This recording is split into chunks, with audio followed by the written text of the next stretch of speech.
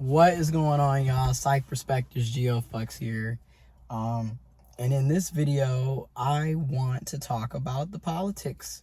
As I stated before, I will be making a video to discuss Project 2025.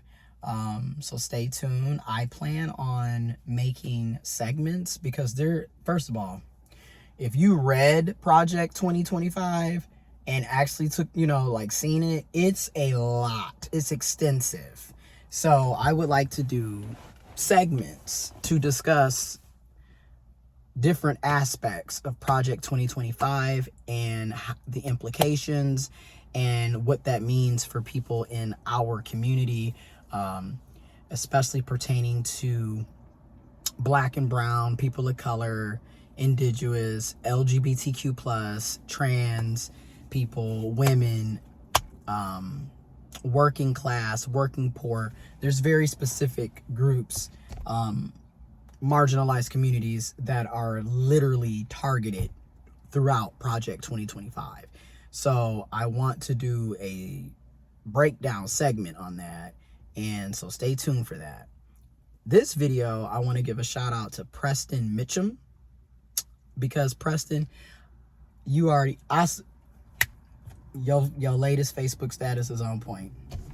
So, because I keep seeing people talk about this, a lot of people have the mindset that we can disagree and still be friends.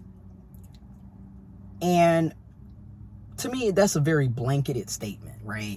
Because there are things that you can disagree on and still have a friendship, still have a family, still have that bond, still have that relationship.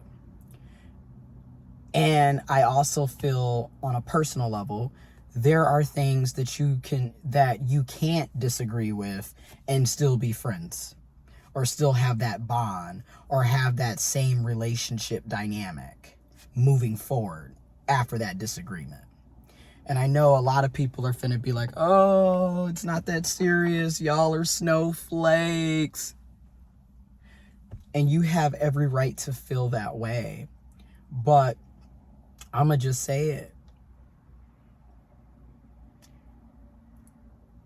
I'm not interested in being friends with people who are supporting former President Donald J. Trump. I'm not interested in having bonds and relationships with people who are supporting policies that are literally anti-LGBTQ+, anti-transgender people. How can you claim to be my friend, but then vote for people that don't want me to have rights? So that's where I feel like a lot of people are not looking at the bigger picture, and they're trying to make it seem like folks are just breaking up friendships, relationships, and bonds over the most smallest things, when in reality, we're literally talking about people's lives. Okay? It's not, you know what I'm saying? It's not, I'm disagreeing. Like, for example, I prefer Sony, PlayStation, you know what I'm saying? And the other person prefers Xbox, Microsoft Xbox. That's something you can disagree on and still be friends, still have that relationship, still be cool with each other, still have that bond. But you voting for Trump and then claiming to be my friend, and then you know how Trump feels about LGBTQ+, trans people, intersex people, women, Black and brown, Hispanic and Latino, Native American, indigenous. You know the things he said, the things he supports, the things his Republican political party, conservative ideology, you know all of these things, and then you want to claim to be somebody's friend. You're not our friend. How are you my friend and you don't want me to have rights? You don't want me to be able to go to the bathroom. You don't want me to be able to get health care. You don't want me to exist, but yet you're supposed to be my friend. And that's what I mean by, there are things that, no, you can't disagree on and think that we're still going to be hanging out. And this is why, in my opinion, it's very important.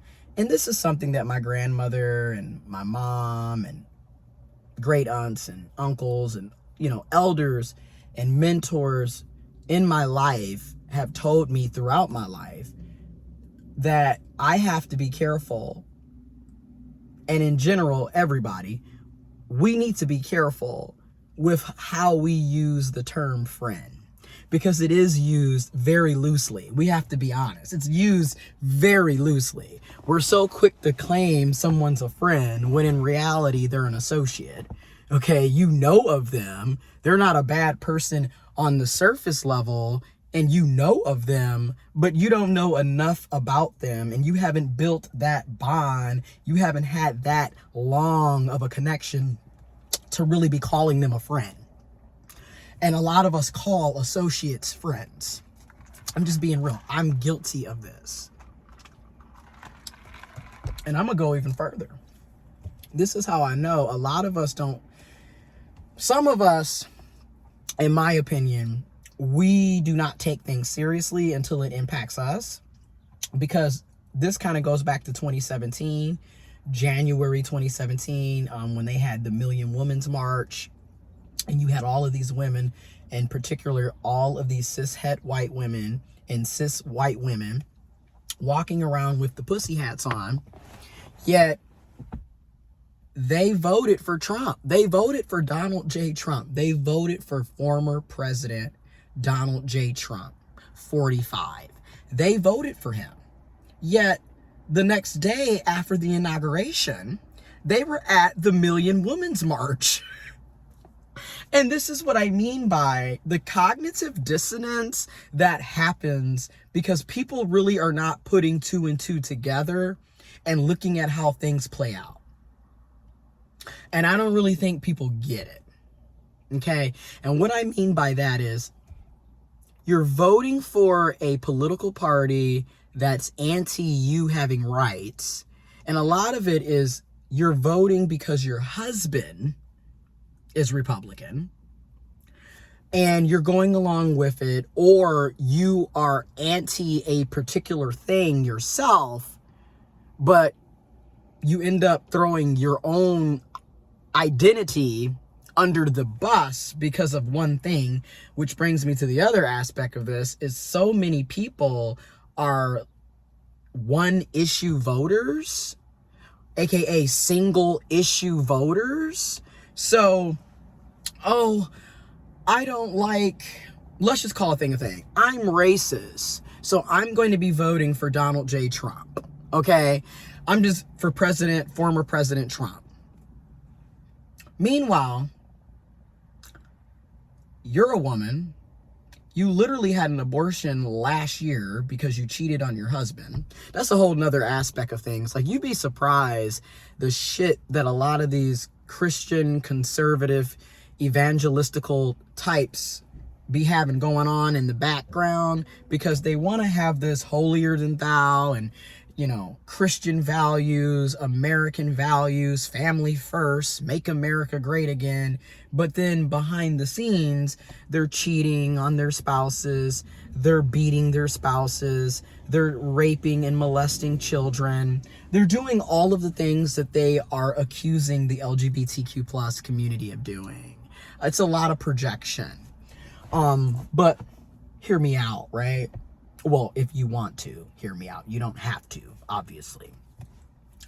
But you're at the Million Women's March talking about hands off my pussy, but you just voted for the man that said that he would grab him by the pussy.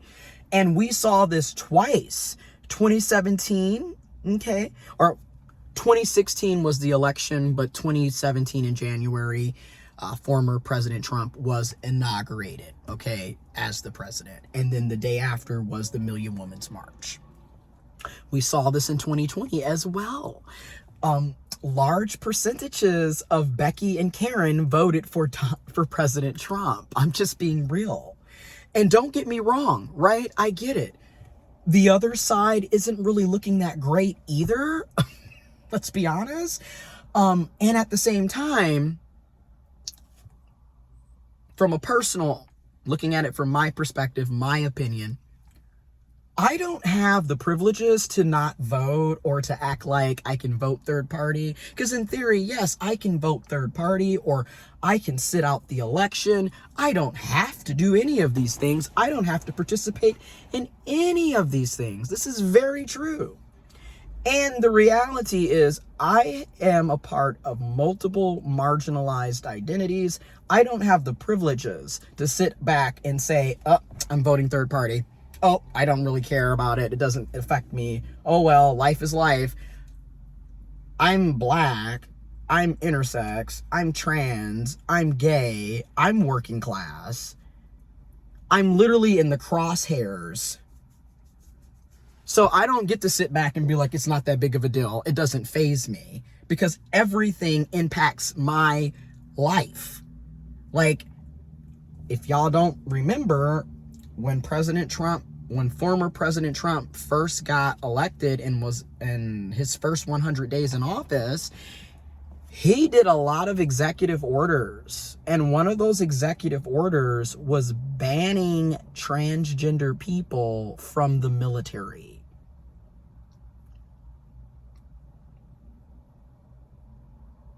So you claim to want people to be patriotic and America first, but then you're banning an entire demographic of people from serving in the military. And that wasn't the only executive order. If you remember, he also instituted a national Muslim ban where people from quote unquote Muslim countries, Islamic countries, were not allowed to come in and out of the country. He put a ban. And there was a whole protest and people were piling up at airports and you name it, protesting the situation. And people think things are a joke or don't think things are real. And a lot of this, in my opinion, is because number one, we have a lot of misinformation and that's done on purpose. And number two, social media, again, you can put whatever you want on here. There's no real fact checking half the time. And three, it is what it is. When people are a part of privileged identities, they're not the ones that have to deal with the brunt of the oppression because they're privileged. It is what it is. So in that aspect, white people are not going to suffer the same way that black and brown, people of color, indigenous people are going to suffer. Cis men are not going to suffer the way cis women, trans people, intersex people are going to suffer. It is what it is. This is why you don't care about Roe versus Wade, because you're not the one being told what you can and cannot do with your own body.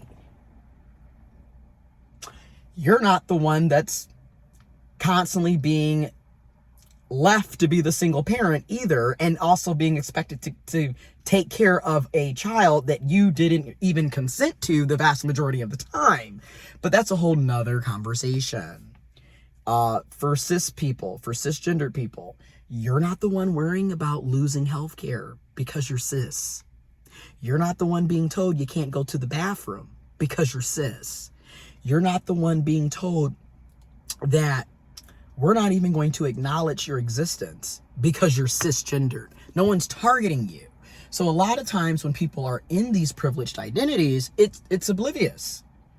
It's oblivious, right? Like, and that's sad because you can see other people that are not a part of the same identity as you suffering and being denied basic human rights, and it still doesn't ring a bell in some of our people. It doesn't ring a bell. Like, oh, who cares? Not my problem. Elections don't matter. And literally people's lives are constantly in the crosshairs. And it's not just federal. You have your local elections, you have your state elections, and your federal elections. And it's not just every 4 years. There's elections going on every year. I mean, there's millages that are being passed in your communities. There's, city council, county commissioners, township trustees, local school boards, drain commissioners. There's elections happening for various elected seats, from local to the state to the federal. So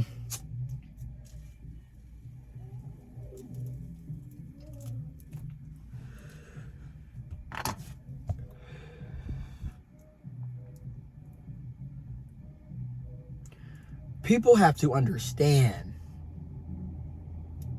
how that can impact. Well, I wish, let me rephrase. I wish people would understand how that can impact other people's lives instead of constantly being selfish and self-centered 24/7 and basically living in a bubble of privilege. Because again, I have all of these people in my life who are, who voted third party or protest voted and didn't vote at all. And that's their right. That's their privilege. You can do what you want, in theory. But the reality is all of our individual actions ultimately impact everybody. So like, you can't constantly just be thinking about you all the time. Also, me personally, on a personal level, I'm not a single issue voter. Because case in point, I don't support genocide. I don't support the treatment of the Palestinian people in Palestine. I don't support war, honestly, which is wild because if you would have met me years ago, you would have thought I would never say things like that when it comes to the military, because literally I was in the ROTC, I took the ASFAB, I was preparing to go to the Air Force out of high school, but I wasn't 17, or I wasn't 18 yet, and my grandparents had custody, and they weren't going to sign off. So I ended up going to college. But the point is, if you would have saw me years ago, you would have been like, what? But when you're educated, you get more knowledge, you get more information, you learn something new, you change your thoughts, you change your way of thinking. Some of us do, not all of us, but some of us do. I was one of them. I changed my way of thinking. I learned something different. I learned something new. And it made me realize, wait a minute, I'm wrong. This is stupid. No. But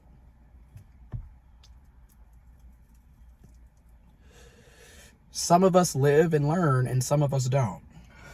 Anyways, so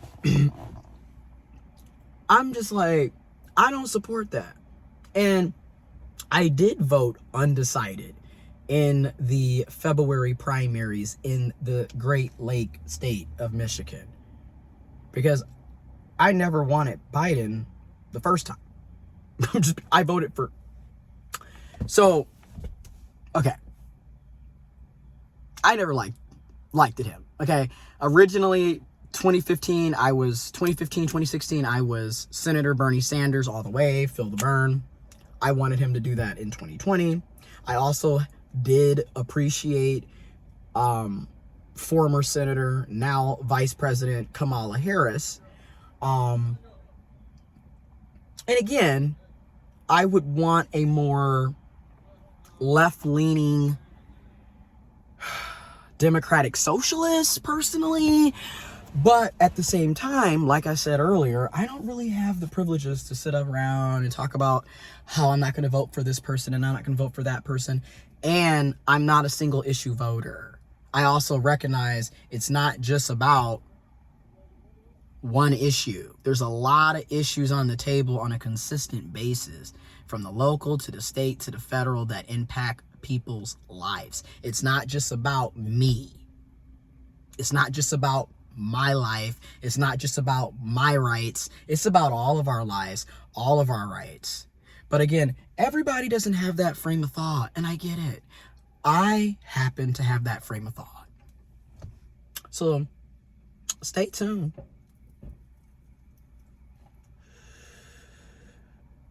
More videos are coming. I'm about to go into this event to support my people and my community.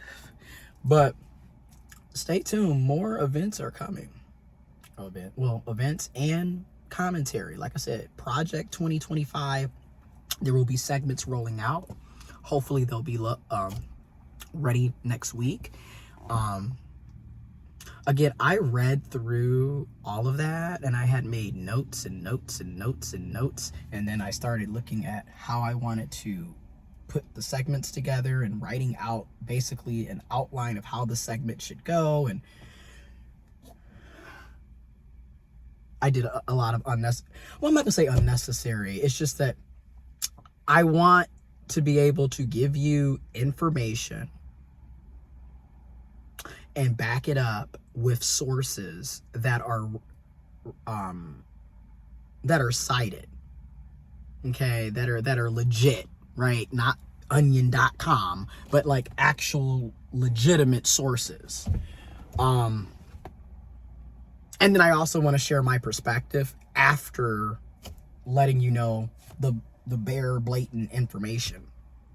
And what I mean by that is I'm going to tell you what it says in the segment about that particular demographic in a non-biased way at the beginning.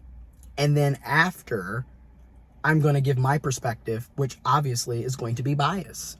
I can admit I'm biased. Of course, I'm going to be biased when it comes to trans people because I'm trans. I'm going to be biased when it comes to black and brown people and people of color because guess what? I'm a person of color. I'm African American. I'm black. So yeah.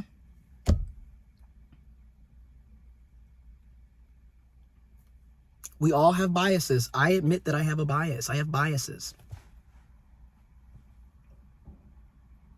So stay tuned. Man, those infused. Ooh. Anyways, stay tuned. That'll be coming up soon. I'm out.